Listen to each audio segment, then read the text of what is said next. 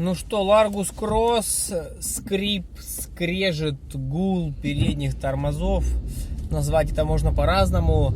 И столкнуться, я думаю, с такой проблемой можно не только на Largus.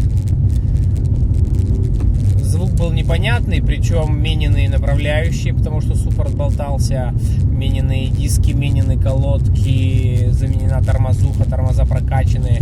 И что на старых всех запчастях этот звук был, такое ощущение, как там, не знаю, нету колодок, развалился подшипник с правой стороны при торможении.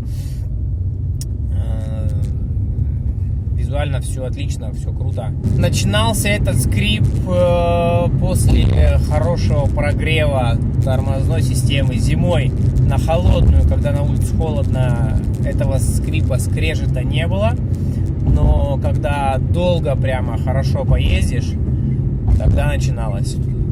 Соответственно, на улице потеплело, пришло лето, и эта ерунда постоянно о себе напоминала. В итоге прокачали сам рабочий цилиндр тормозного суппорта, и проблема ушла. Нерабочая часть закисает, видимо, и просто на полный ход пыльника накачивали цилиндр, чтобы он вылез, загоняли обратно, и так раз 10.